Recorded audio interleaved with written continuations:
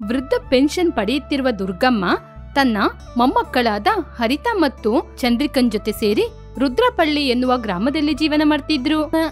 ಸೋಮಾರಿತನದಿಂದ ಇರುವ ತನ್ನ ಮೊಮ್ಮಕ್ಕಳನ್ನು ಏನು ಹೇಳದೆ 60 ವರ್ಷ ಆದ್ರೂ ಕೂಡ ಕಷ್ಟಪಟ್ಟು ಜೀವನ ಮಾಡಿ ಎಲ್ಲ ಕೆಲಸವನ್ನು ಮಾಡಿಕೊಂಡು ಕಾಡಿಗೆ ಹೋಗಿ ಸೌದೆಯನ್ನು ಕೂಡ ತಂದು ಮನೆಯಲ್ಲಿ ಅಡಿಗೆ ಕೆಲಸ ಮಾಡಿ ಮೊಮ್ಮಕ್ಕಳಿಗೆ ಊಟ ಕೂಡ ಮಾಡಿಸ್ತಾ ಇದ್ರು. ಕೂಲಿ ಕೆಲಸವನ್ನು ಮಾಡಿಕೊಂಡು ಅದರಲ್ಲಿ ಬರುವ ಹಣದಲ್ಲಿ ತನ್ನ ಮೊಮ್ಮಕ್ಕಳಿಗೆ ಬೇಕಾದ ಎಲ್ಲ ವಸ್ತುಗಳನ್ನು ತೆಗೆದುಕೊಂಡು ಬಂದು ಕೊಟ್ಟು ಅವರಿಗೆ ತಂದೆ ತಾಯಿ ಇಲ್ಲ ಎನ್ನುವ ಚಿಂತೆ ಬಾರದ ಹಾಗೆ ನೋಡ್ಕೊಳ್ತಾ ಇದ್ರು. ಮೊಮ್ಮಕ್ಕಳಿಗೆ ಪ್ರೀತಿಯಿಂದ ಊಟವನ್ನು ಮಾಡಿಸುತ್ತಾ ಅಜ್ಜಿ ಹೀಗೆ ಹೇಳಿದ್ರು.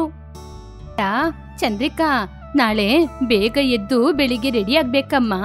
ಹೌದಾ ಅಜ್ಜಿ? ಅಜ್ಜಿ, ಯಾಕೆ ನಾಳೆ ಬೆಳಿಗ್ಗೆ ಬೇಗ ಎದ್ದು ರೆಡಿ ಆಗ್ಬೇಕು? ನಾಳೆ ಬೆಳಿಗ್ಗೆ ಎದ್ದು ದೇವಸ್ಥಾನಕ್ಕೆ ಹೋಗ್ಬೇಕಲ್ವಾ? ಅಜ್ಜಿ, ದೇವಸ್ಥಾನಕ್ಕ? ಯಾಕಜ್ಜಿ? ನಾವು ಎದ್ದೊಳುವಾಗ 10 ಗಂಟೆ ಆಗುತ್ತೆ.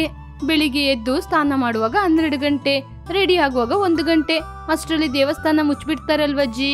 ಅದಕ್ಕೆ ಕಣಮ್ಮ, ನಾವು ಬೆಳಿಗ್ಗೆ ಬೇಗ ಎದ್ದು ಸ್ನಾನ ಮಾಡಿ ಮನೆಯಲ್ಲಿ ದೀಪ ಇಟ್ಟು ದೇವಸ್ಥಾನಕ್ಕೆ ಹೋಗಿ ಆ ತಾಯಿಗೆ ಪೂಜೆ ಮಾಡ್ಕೊಂಡ್ ಬರ್ಬೇಕಮ್ಮ. ಅಜ್ಜಿ, ನೀವ್ ಹೇಳೋದೇನೋ ಸರಿನೇ. ಸರಿ ಅಜ್ಜಿ, ಯಾಕೆ ಇವತ್ ನಾವು ದೇವಸ್ಥಾನಕ್ಕೆ ಹೋಗ್ಬೇಕು? ನಾಳೆ ನಿಮ್ ತಂದೆ ತಾಯಿಗೆ ಮದುವೆಯಾದ ದಿನ. ಅದಕ್ಕೆ ನಾವು ದೇವಸ್ಥಾನಕ್ಕೆ ಹೋಗಿ ಇರೋದ್ರಲ್ಲಿ ಏನಾದ್ರೂ ಅಡಿಗೆ ಮಾಡಿ ಅಲ್ಲಿರೋರಿಗೆ ಅನ್ನದಾನ ಮಾಡ್ಬೇಕಮ್ಮ. ಸರಿ ಅಜ್ಜಿ. ಹೀಗೆ ಇಬ್ಬರು ಕೂಡ ಹೊಟ್ಟೆ ತುಂಬಾ ಊಟ ಮಾಡಿದ್ರು. ಆದ್ರೆ ಇಬ್ಬರಲ್ಲಿ ಒಬ್ರು ಕೂಡ ಒಂದ್ಸಲ ಆದ್ರೂ ಅಯ್ಯೋ ಅಜ್ಜಿ, ನಮಗೆ ನೀ ತಿನ್ಸ್ತಾ ಇದ್ದೀರಲ್ವಾ, ನೀವು ಊಟ ಮಾಡಿಲ್ವಾ ಅಂತ ಕೇಳಲೇ ಇಲ್ಲ. ದುರ್ಗಮ್ಮನಿಗೆ ಹಸಿವಾದ್ರೂ ಕೂಡ ಮೊಮ್ಮಕ್ಕಳಿಗೆ ತಿನ್ಸಿ ಅವರು ಖಾಲಿ ಹೊಟ್ಟೆಯಲ್ಲೇ ಇದ್ರು. ಅಯ್ಯೋ ಅಜ್ಜಿ, ಸಾಕು, ನಮ್ಗೆ ಹೊಟ್ಟೆ ತುಂಬ್ತು. ನಾವು ಹೊರಗಡೆ ಮಂಚ ಹಾಕೊಂಡು ಸ್ವಲ್ಪ ಹೊತ್ತು ಆಟಾಡ್ಕೊಂಡು ಮಾತಾಡ್ಕೊಂಡು ಆಮೇಲೆ ನಿದ್ರೆ ಮಾಡ್ತೀವಿ. ಅಕ್ಕ, ಬಾ ಅಕ್ಕ, ಹೋಗೋಣ. ಸರಿ ತಂಗಿ. ಹೀಗೆ ಇಬ್ಬರು ಅಕ್ಕ ತಂಗಿಯರು ಹೊರಗಡೆ ಆಟ ಆಡಕ್ಕೋದ್ರು. ಹೋಗುವಾಗ ಕೂಡ ಅಯ್ಯೋ ಅಜ್ಜಿ ಊಟ ಎಲ್ಲ ನಮಗೆ ತಿನ್ಸ್ಬಿಟ್ರಲ್ವಾ, ಅಜ್ಜಿಗೆ ಏನೂ ಇಲ್ಲ ಅಲ್ವಾ, ನಾವು ಅವರಿಗೆ ಸ್ವಲ್ಪ ತಿನ್ಸ್ಬೇಕಾಗಿತ್ತು ಅಂತ ಇಬ್ರು ಕೂಡ ಸ್ವಲ್ಪ ಕೂಡ ಆಲೋಚನೆ ಮಾಡ್ಲೇ ಇಲ್ಲ. ಮಕ್ಕಳು ತಿಂದು ಉಳಿದಂತಹ ಊಟವನ್ನು ಅವರು ಊಟ ಮಾಡಿ ಅವರಿಗೆ ಹಸಿವಾದಾಗ ನೀರ್ ಕುಡ್ಕೊಂಡಿರ್ತಾ ಇದ್ರು. ಅದಕ್ಕೆ ಅಂತ ಅವರು ಕೆಲ್ಸಕ್ಕೆ ರಜೆ ಕೂಡ ಹಾಕೋದಿಲ್ಲ. ಕೆಲಸದಲ್ಲಿ ಎಲ್ಲರಿಗೂ ಪೈಪೋಟಿ ಹಾಕಿಕೊಂಡು ಚೆನ್ನಾಗಿ ಕೆಲಸ ಮಾಡಿ ಸಂಬಳವನ್ನು ತಗೊಳ್ತಾ ಇದ್ರು. ಹರಿತಾ ಚಂದ್ರಿಕಾ ಮನೆಯ ಹೊರಗಡೆ ಮಂಚದ ಮೇಲೆ ಕೂತ್ಕೊಂಡು ಕತೆಯನ್ನು ಮಾತಾಡ್ಕೊಂಡಿದ್ದಾಗ ಪಕ್ಕದ ಮನೆ ಸುರೇಖಾ ಎನ್ನುವ ಮಹಿಳೆ ಒಂದು ಬ್ಯಾಗ್ ಅನ್ನು ತೆಗೆದುಕೊಂಡು ಅವರ ಬಳಿ ಬಂದ್ರು. ಚಂದ್ರಿಕಾ, ಹರಿತಾ, ನೀವಿಬ್ರು ಹೀಗೆ ಕೂತ್ಕೊಂಡು ಕತೆ ಮಾತಾಡ್ತಾ ಇದ್ದೀರಲ್ವಾ, ನನ್ ಜೊತೆ ಕೆಲ್ಸಕ್ ಬರ್ಬೋದಲ್ವಾ? ಕೆಲ್ಸಕ್ಕ? ನಾವ್ಯಾಕ್ ಬರ್ಬೇಕು? ನಮ್ಮ ಅಜ್ಜಿ ಕೆಲ್ಸಕ್ ಹೋಗಿ ಬರ್ತಾರೆ. ಕೆಲ್ಸಕ್ ಹೋಗುವ ಕೆಲ್ಸ ಎಲ್ಲ ನಮ್ಮ ಅಜ್ಜಿ ನೋಡ್ಕೋತಾರೆ. ನಾವ್ಯಾಕೆ ಕೆಲ್ಸಕ್ ಬರ್ಬೇಕು? ಹೌದು, ಇಷ್ಟು ದಿನ ನಿಮ್ಮ ಅಜ್ಜಿ ಇದ್ದಾರೆ ಅಂತ ನೀವು ಆರಾಮಾಗಿ ಕೂತ್ಕೊಂಡಿದ್ದೀರಾ. ಒಂದಲ್ಲ ಒಂದಿನ ನಿಮ್ಮ ಅಜ್ಜಿ ತೀರ್ಕೊಂಡ್ರೆ ಆಮೇಲೆ ನೀವೇನ್ ಮಾಡ್ತೀರಾ? ಹೀಗೆ ಸುರೇಖಾ ಹೇಳಿದ ತಕ್ಷಣ ಚಂದ್ರಿಕಾ ಮತ್ತು ಹರಿತಾ ಕಣ್ಣೀರು ಹಾಕೊಂಡು ಅಜ್ಜಿ ಅಜ್ಜಿ ಅಜ್ಜಿ ಹಾಗೆ ಅಂತ ಜೋರಾಗಿ ಕಿರ್ಚಿದ್ರು. ಆ ಶಬ್ದವನ್ನು ಕೇಳಿ ಅಜ್ಜಿ ಕೂಡ ಹೊರಗಡೆ ಬಂದ್ರು. ಕಣ್ಣೀರಾಗ್ತಾ ಇರುವ ತನ್ನ ಮೊಮ್ಮಕ್ಕಳನ್ನು ನೋಡಿದ್ರು. ಆವಾಗ ಚಂದ್ರಿಕಾ, ಅಜ್ಜಿ, ನಾಳೆ ನೀವು ತೀರ್ಕೊಳ್ತೀರಾ? ಹೇಳಿ ಅಜ್ಜಿ, ನಾಳೆ ನೀವು ಸತ್ತೋಗ್ತೀರಾ? ಹಾಗೆ ಕೇಳಿದಾಗ ದುರ್ಗಮ್ಮನಿಗೆ ಏನ್ ಮಾತಾಡ್ಬೇಕು ಅಂತಾನೆ ಗೊತ್ತಾಗ್ಲಿಲ್ಲ. ನಾಳೆ ನಾನು ಸತ್ತೋಗದ? ಯಾರಮ್ಮ ಹೇಳಿದ್ ನಿಮಗೆ? ಇದು ಈ ಸುರೇಖಾ. ಏನ್ ನಡೀತು ಸುರೇಖಾ? ಅಜ್ಜಿ, ನನ್ ಬಗ್ಗೆ ನೀವೇನು ತಪ್ಪಾಗಿ ತಿಳ್ಕೊಬೇಡಿ. ನಿಮ್ಮ ಮೊಮ್ಮಕ್ಕಳು ಇಷ್ಟೊಂದು ಸೋಂಬೇರಿಯಾಗಿನೇ ಜೀವನ ಮಾಡ್ತಾ ಇದ್ದಾರಲ್ವಾ, ನಿಮಗೇನು ವಯಸ್ಸು ದಿನದಿಂದ ದಿನಕ್ಕೆ ಆಗ್ತಾನೇ ಇದೆ, ಇಳಿತಾ ಇದೆಯಾ? ಒಂದಲ್ಲ ಒಂದಿನ ನೀವು ಕೂಡ ತೀರ್ಕೊಬಿಡ್ತೀರಾ. ಆವಾಗ ಈ ಸೋಂಬೇರಿಗಳಾದ ಅಕ್ಕ ತಂಗಿಯರ ಗತಿ ಏನು? ಅದೇ ಹೇಳಕ್ ಬಂದಿದ್ದು. ನಾನೇನಾದ್ರೂ ತಪ್ಪಾಗಿ ಮಾತಾಡಿದ್ರೆ ನನ್ನನ್ನು ಕ್ಷಮಿಸಿ. ಹಾಗೆ ಹೇಳಿ ಸುರೇಖಾ ಅಲ್ಲಿಂದ ಹೊರಟೋದ್ಲು. ಆ ಮಾತು ಕೇಳಿ ಅಜ್ಜಿ ಆಲೋಚನೆ ಮಾಡ್ತಿದ್ರು. ಸುರೇಖಾ ಹೇಳಿದ್ರಲ್ಲಿ ಕೂಡ ಏನೂ ತಪ್ಪಿಲ್ಲ. ಇವತ್ತಲ್ಲ ನಾಳೆ ನಾನು ಸತ್ತೋಗ್ಬಿಡ್ತೀನಿ. ಆವಾಗ ನನ್ ಮೊಮ್ಮಕ್ಕಳ ಗತಿ ಏನು? ಇಷ್ಟು ದಿನ ಯಾಕೆ ನಾನು ಆಲೋಚನೆ ಮಾಡಿಲ್ಲ? ಅವ್ರ ಮೇಲೆ ಇರುವ ಪ್ರೀತಿಯಿಂದ ಇದೆಲ್ಲ ಮರ್ತೋಗಿದ್ದೀನಿ. ಇನ್ ಮುಂದೆ ಈ ಮಕ್ಕಳಿಗೆ ಕೆಲಸ ಮಾಡ್ಲಿಕ್ಕೆ ಅಭ್ಯಾಸ ಮಾಡ್ಕೊಡ್ಬೇಕು, ಒಂದೊಂದ್ ಕೆಲ್ಸನ ಕಲ್ಸ್ಬೇಕು. ಹಾಗೆ ಅಂತ ಅಜ್ಜಿ ಕೂಡ ಆಲೋಚನೆ ಮಾಡ್ತಾ ಇದ್ರು. ಹೀಗೆ ಮತ್ತೆ ಅಕ್ಕ ತಂಗಿಯರಿಬ್ಬರು ಹೊರಗಡೆ ಕೂತ್ಕೊಂಡು ಕತೆ ಮಾತಾಡ್ತಿದ್ರು. ಹೀಗೆ ಆ ದಿನ ಕಳೆಯಿತು. ಮರುದಿನ ಅಕ್ಕ ತಂಗಿಯರಿಬ್ಬರು ದೇವಸ್ಥಾನದ ಹೊರಗಡೆ ಒಂದು ಬೆಂಚಿನಲ್ಲಿ ಕೂತ್ಕೊಂಡು ಪುರೋಹಿತರು ಕೊಟ್ಟಂತಹ ಪ್ರಸಾದವನ್ನು ತಿಂತಾ ಇದ್ರು. ಅಜ್ಜಿ ಕೂಡ ಮೊಮ್ಮಕ್ಕಳಿಗಾಗಿ ಇನ್ನಷ್ಟು ಪ್ರಸಾದನ ತಂದ್ರು. ಅಕ್ಕ ತಂಗಿಯರಿಬ್ಬರು ಆ ಪ್ರಸಾದವನ್ನು ನೋಡಿ ಆಶ್ಚರ್ಯಪಟ್ರು. ಚಿಕ್ಕವಳಾದ ಹರಿತಾ, ಅಜ್ಜಿ, ನಿಮ್ ಕೈಯಲ್ಲಿರುವ ಪ್ರಸಾದನ ನನಗ್ ಕೊಡ್ತೀರಾ? ಪುರೋಹಿತರು ಕೊಟ್ಟ ಪ್ರಸಾದ ನನಗ್ ಸಾಕಾಗಿಲ್ಲ. ಇಲ್ಲ ಹರಿತಾ, ಅಜ್ಜಿಗೆ ನಾನಂದ್ರೆ ತುಂಬಾ ಇಷ್ಟ, ನನಗೆ ಪ್ರಸಾದ ಕೊಡ್ತಾರೆ. ಅಕ್ಕ ನೀ ಸುಮ್ನಿರು, ಅಜ್ಜಿ ನನಗೇನೆ ಪ್ರಸಾದ ಕೊಡೋದು. ಹೀಗೆ ಅಕ್ಕ ತಂಗಿಯರಿಬ್ಬರು ಜಗಳ ಮಾಡ್ತಾ ಇರುವಾಗ ಅಜ್ಜಿ ಅವರಿಗೆ ಕೊಟ್ಟ ಪ್ರಸಾದವನ್ನು ಅವರೇ ತಿಂತಾ ಇದ್ರು. ಹೀಗೆ ಅಕ್ಕ ತಂಗಿಯರು ಜಗಳ ಆಡ್ತಾ ಇರುವಾಗ ಅಜ್ಜಿ ಅವರ ಪ್ರಸಾದವನ್ನು ತಿಂದು, ಇಲ್ಲಿ ನೋಡಿ ಮೊಮ್ಮಕ್ಳೇ, ನೀವಿಬ್ರು ಜಗಳ ಆಡ್ಬೇಡಿ, ಪುರೋಹಿತರು ಕೊಟ್ಟಂತಹ ಪ್ರಸಾದವನ್ನು ನಾನೇ ತಿಂದಾಯ್ತು, ನೀವಿನ್ನು ಸಮಾಧಾನವಾಗಿರಿ ಹಾಗೆ ಅಂತ ಹೇಳಿದಾಗ ಜಗಳ ಆಡುವುದನ್ನು ಬಿಟ್ಟು ಅಕ್ಕ ತಂಗಿಯರಿಬ್ಬರು ಅಜ್ಜಿಯನ್ನು ಕೋಪದಿಂದ ನೋಡಿದ್ರು. ಮೊಮ್ಮಕ್ಳೇ, ಇವತ್ ನಾವು ದೇವಸ್ಥಾನಕ್ಕೆ ಯಾಕೆ ಬಂದು ಅಂತ ಯೋಚನೆ ಇದೆ ತಾನೇ? ಹೌದಜ್ಜಿ, ನಮ್ಮ ಅಪ್ಪ ಅಮ್ಮನ ಮದುವೆ ದಿನ ಅಂತ ನೀವೇ ತಾನೇ ಹೇಳಿದ್ರಿ. ತುಂಬಾ ಸಂತೋಷ ಕಣಮ್ಮ, ನೀವಿಬ್ರು ಚೆನ್ನಾಗಿ ಯೋಚನೆ ಇಟ್ಕೊಂಡಿದ್ದೀರಾ. ಸರಿ, ಈ ದಿನ ನೀವು ನಮಗೆ ಒಂದ್ ಮಾತು ಕೊಡ್ಬೇಕು. ನೀವು ನಾಳೆಯಿಂದ ಕೆಲ್ಸಕ್ಕೆ ಹೋಗ್ಬೇಕು ಮಕ್ಳೇ. ಹಾಗೆ ಹೇಳಿದಾಗ ಅಕ್ಕ ತಂಗಿಯರಿಬ್ಬರು ಗೊಂದಲದಿಂದ ಮುಖವನ್ನು ಇಟ್ಕೊಂಡು ಚಂದ್ರಿಕಾ ಕೂಡ ತಡವಡಿಸುತ್ತಾ, ಅಜ್ಜಿ ನಾವೆಲ್ಲಿಗೆ ಕೆಲ್ಸಕ್ಕೆ ಹೋಗೋದಜ್ಜಿ? ಹೌದಜ್ಜಿ, ನಮ್ಮಿಂದೆಲ್ಲ ಕೆಲ್ಸಕ್ಕೆ ಹೋಗಕ್ಕಾಗಲ್ಲ, ಅದೇ ನೀವ್ ಹೋಗ್ತಾ ಇದ್ದೀರಲ್ವಾ? ಹೆಂಗೆ ಮಕ್ಳೇ, ನನ್ನಿಂದ ಕೆಲ್ಸಕ್ಕೆ ಹೋಗಕ್ಕಾಗುತ್ತೆ? ನನ್ಗೆ ವಯಸ್ಸಾಯ್ತಲ್ವಾ, ನೀವು ಚಿಕ್ಕ ಮಕ್ಳು, ನೀವೇ ಇವಾಗ ಕೆಲ್ಸಕ್ಕೆ ಹೋಗ್ಬೇಕು. ಹೀಗೆ ದುರ್ಗಮ್ಮ ಜೋರಾಗಿ ಹೇಳಿದಾಗ ಅಕ್ಕ ತಂಗಿಯರಿಬ್ಬರು ಏನು ಮಾತನಾಡದೆ ಅಲ್ಲಿಂದ ಎದ್ದೋದ್ರು. ಆಗ ಅಜ್ಜಿ ಸ್ವಲ್ಪ ಗೊಂದಲದಿಂದ ಬೇಜಾರ್ ಮಾಡ್ಕೊಂಡು, ನನ್ನ ಮೊಮ್ಮಕ್ಕಳು ಈ ರೀತಿ ಸೋಂಬೇರಿಯಾಗಿ ಬೆಳೆಯೋದಕ್ಕೆ ಮುಖ್ಯವಾದ ಕಾರಣನೇ ನಾನು. ಅವರಿಗೆ ಯಾವ ಕೆಲ್ಸನೂ ಹೇಳ್ತಾ ಇರ್ಲಿಲ್ಲ, ಕನಿಷ್ಠ ಊಟ ಕೂಡ ಅವ್ರನ್ನ ಮಾಡ್ಲಿಕ್ಕೆ ಬಿಡ್ತಾ ಇರ್ಲಿಲ್ಲ, ಊಟನ ಕೂಡ ನಾನೇ ತಿನ್ಸ್ತಾ ಇದ್ದೆ.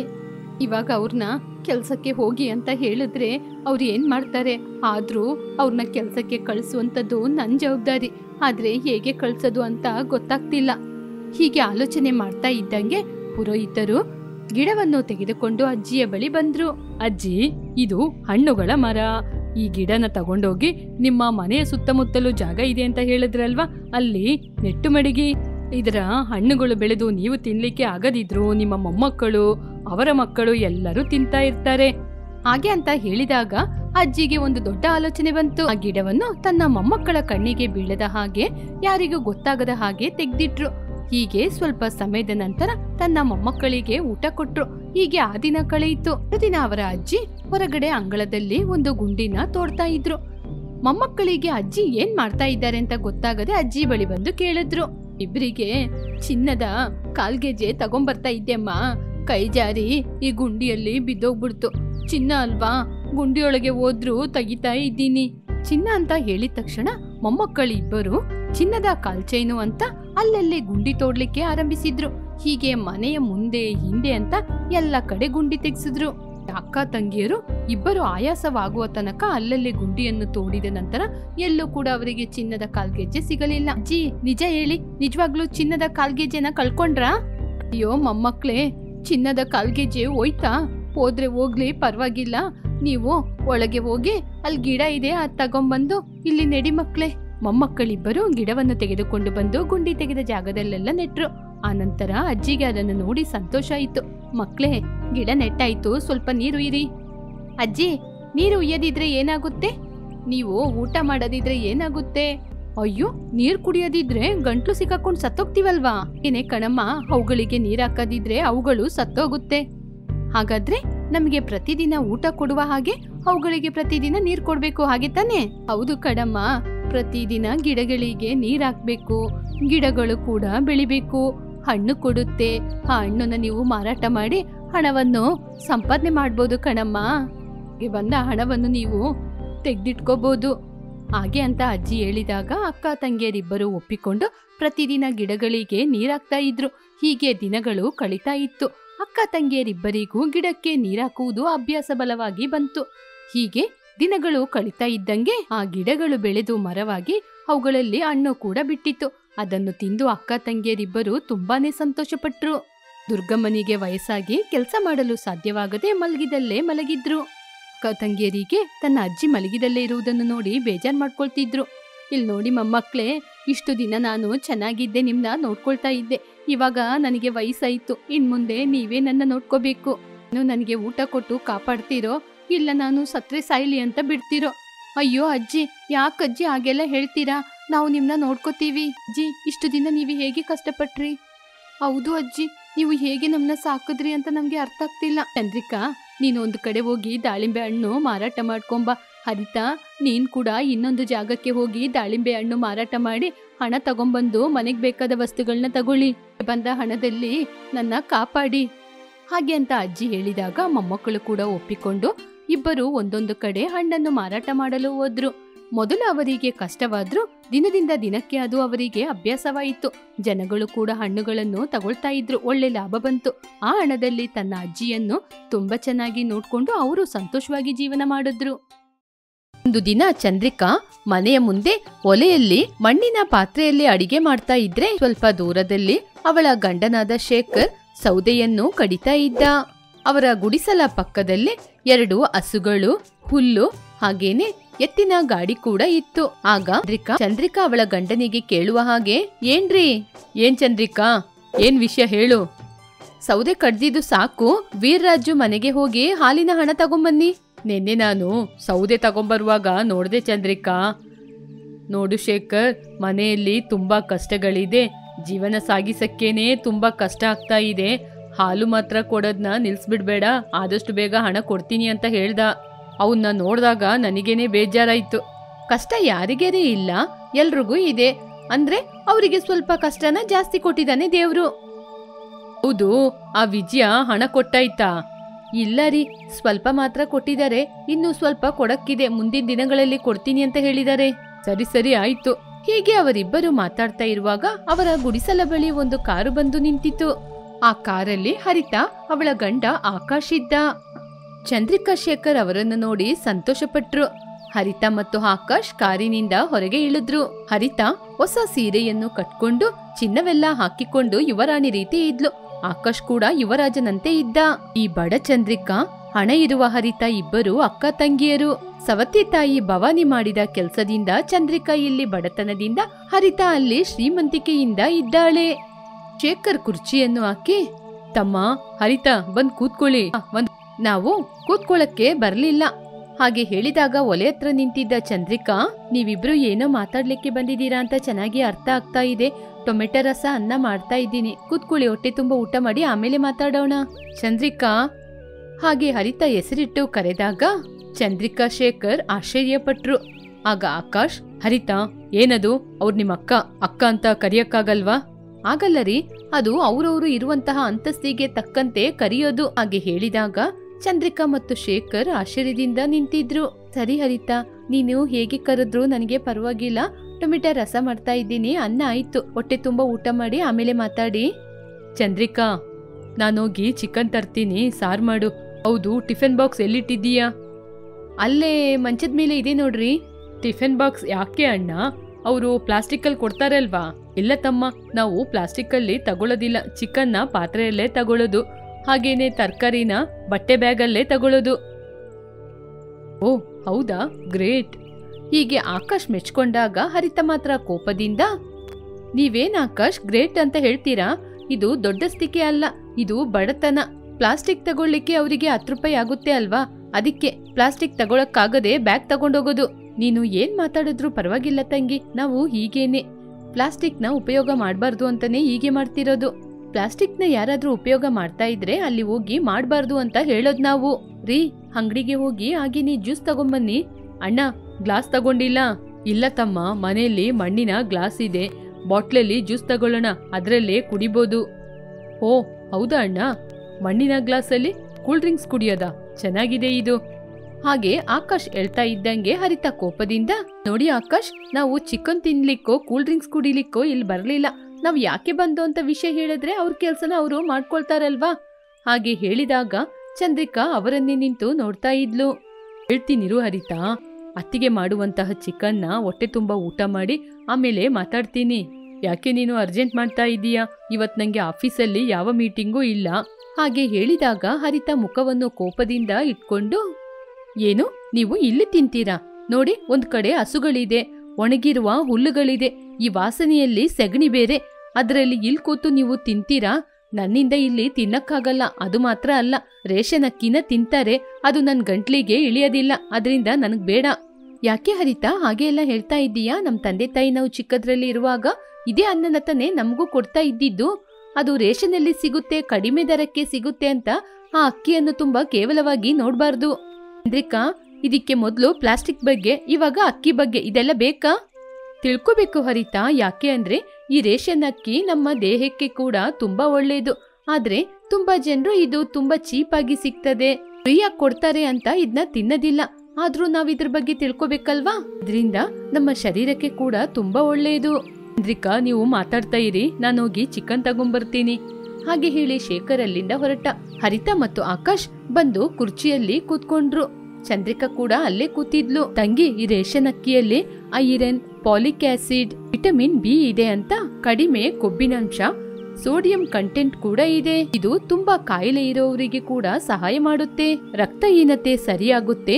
ಚಿಕ್ಕ ವಯಸ್ಸಲ್ಲಿ ರೋಗ ನಿರೋಧಕ ಶಕ್ತಿ ಜಾಸ್ತಿ ಆಗ್ಬೇಕು ಅಂತ ಇದು ನಮ್ಮ ಆರೋಗ್ಯಕ್ಕೆ ಎಷ್ಟೊಂದು ಉತ್ತಮ ಅಂತ ಸಣ್ಣ ವಯಸ್ಸಲ್ಲಿ ನಮ್ಮ ಮಾಸ್ಟರ್ ಹೇಳಿದ್ನ ನೀನು ಮರ್ತ್ಬಿಟ್ಟ ಹರಿತಾ?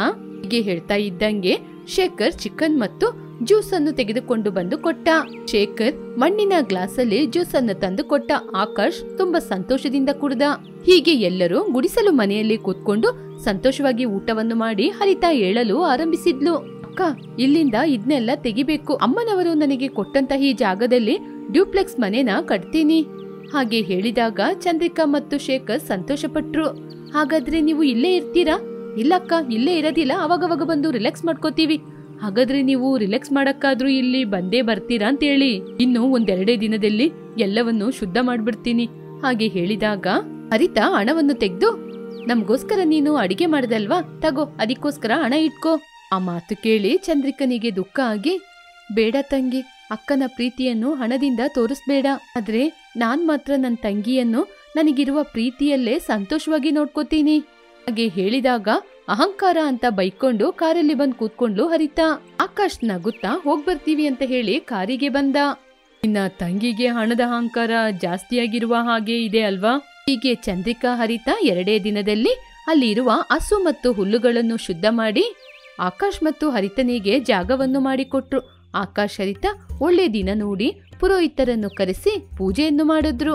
ಹೀಗೆ ದಿನಗಳು ಕಳೀತಾ ಇತ್ತು. ಸುಂದರವಾಗಿ ಮನೆಯನ್ನು ಕಟ್ಟಿದ್ರು. ಹರಿತಾ ಆಕಾಶ್ ತುಂಬಾನೇ ಸಂತೋಷ ಪಟ್ರು. ಚಂದ್ರಿಕಾ ಶೇಖರ್ 2 ಮನೆಯ ಮಧ್ಯದಲ್ಲಿ ಗೋಡೆ ಕಟ್ಟಿದ್ರಿಂದ ತುಂಬಾನೇ ಬೇಜಾರ್ ಮಾಡ್ಕೊಂಡ್ರು. ಹೀಗೆ ಗೋಡೆ ಎಲ್ಲ ಕಟ್ಟದಿದ್ರೆ ನಾನು ಶ್ರೀಮಂತಿಕೆಯಿಂದ ಇರುವವಳು, ನೀನು ಬಡವಿ ಅಂತ ಯಾರಿಗೂ ಗೊತ್ತಾಗದೆ ಹೋಗ್ತಾ ಇತ್ತಲ್ವಾ, ಅದಕ್ಕೆ ಕಟ್ಟಿದ್ದು.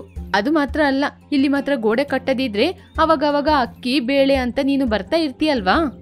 ಏನ್ ಮಾತಾಡ್ತಾ ಇದ್ದೀಯಾ ಹರಿತಾ? ಇದುವರೆಗೂ ಅವ್ರು ನಮ್ ಜೊತೆ ಏನಾದ್ರೂ ಕೇಳಿದಾರಾ? ಇಲ್ಲ ತಾನೇ? ನಿಮ್ಗೆ ಅವ್ರ ಬಗ್ಗೆ ಎಲ್ಲ ಗೊತ್ತಿಲ್ಲ ರೀ. ನೀವು ಯಾವಾಗ ನೋಡಿದ್ರು ಅವರಿಗೆ ಸಪೋರ್ಟ್ ಮಾತಾಡ್ಕೊಂಡ್ ಬರ್ಬೇಡಿ. ಅವರು ಹಾಗೇನೆ, ಅವ್ರ ಬಗ್ಗೆ ನಂಗೆ ಚೆನ್ನಾಗ್ ಗೊತ್ತಿದೆ. ಹಾಗೆ ಅಂತ ತನ್ನ ಗಂಡನ್ ಜೊತೆನೆ ಜಗಳ ಮಾಡಿದ್ಲು. ಆದರೆ ಚಂದ್ರಿಕಾ ಮತ್ತು ಶೇಖರ್ ಆ ಮಾತಿಗೆ ಕಿವಿ ಕೊಡದೆ ಅವರ ಕೆಲಸವನ್ನವರು ಮಾಡ್ತಾ ಇದ್ರು. ಹೀಗೆ ದಿನಗಳು ಕಳೀತಾ ಇತ್ತು. ಚಂದ್ರಿಕಾ ಶೇಖರ್ ಕಷ್ಟಪಟ್ಟು ಹೊಲವನ್ನು ಹೂಳ್ತಾ ಇದ್ರು, ಹಾಲು ಮಾರ್ತಾ ಇದ್ರು, ಕಷ್ಟಪಟ್ಟು ಬಂದ ಹಣವನ್ನು ಕೂಡಿಡ್ತಾ ಇದ್ರು.